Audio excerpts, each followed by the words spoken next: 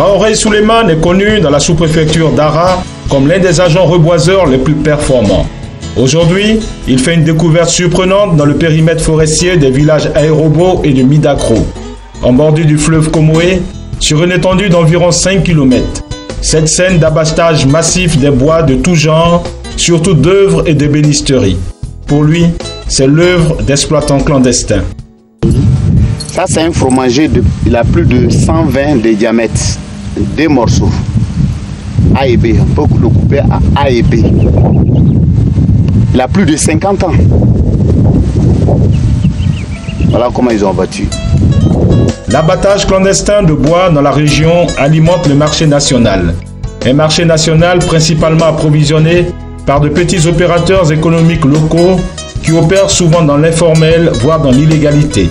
Leur nombre est estimé à plus de 100 000 personnes.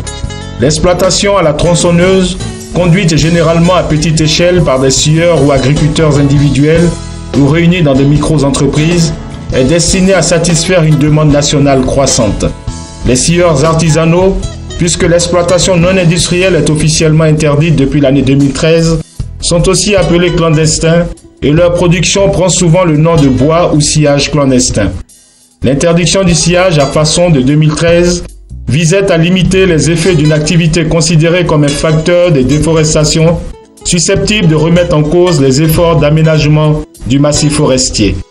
L'interdiction du sciage à façon visait aussi à mettre fin au conflit entre les détenteurs des périmètres d'exploitation forestière, les seuls acteurs autorisés à avoir accès à la ressource forestière suite au paiement des taxes et redevances et à la réalisation du reboisement compensatoire obligatoire, et les scieurs qui ne payent aucune taxe et ne prennent aucune mesure pour garantir une gestion durable de la ressource forestière.